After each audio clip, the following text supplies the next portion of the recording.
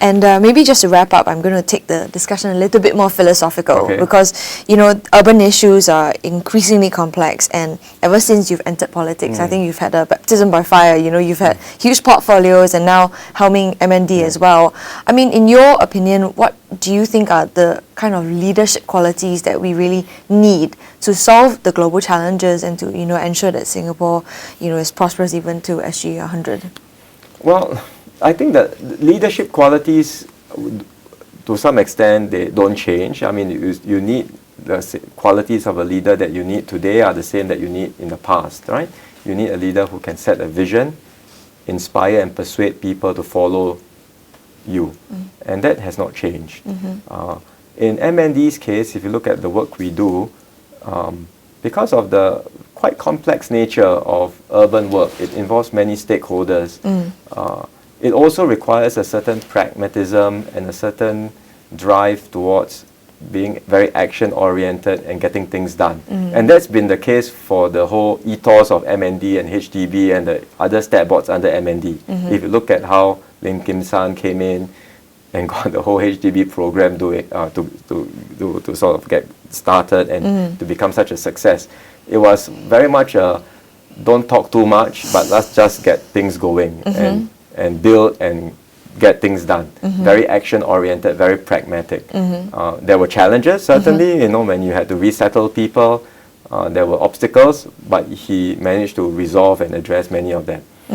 So there's that quality of problem-solving, action-oriented, and very pragmatic. Even as you set vision and you talk about inspiring people to follow, there was this other characteristic and quality about leadership in MND, which I think is necessary in our sector. I would also say, I think in this new phase, there are two other things which are important. One is persuasion and communication, because it's not just about, you know, bulldozing your way through, but also being able to engage diverse stakeholders. And as you talked about just now with, say, a project like the Rail Corridor, there were people with diverse views from different ends of the spectrum. And we have to engage them. We have to persuade as much as possible people to come towards a consensus. And even if we can't agree, we can't get everyone to be on the same page, at least we agree to disagree on certain things. But for the most part, people find common ground and we are able to move forward. I think that would be an important trait in a leader in this new phase. And then the second thing I would say that's also important, it's always been there, but I think it will be increasingly important, is a sense of aesthetics. A sense of what it means for, a sense of space, a sense of human scale, a sense of blending nature with design, with development. Right? So that's hard to quantify.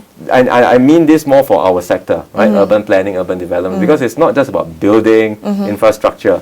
Increasingly, you need that sense of being tuned to nature, to greenery, to good urban design, and harmonizing these different elements so that even as we become more developed and as we have more buildings and infrastructure, we won't feel like we are all being squeezed by infrastructure, but you'll still feel that sense of space in Singapore.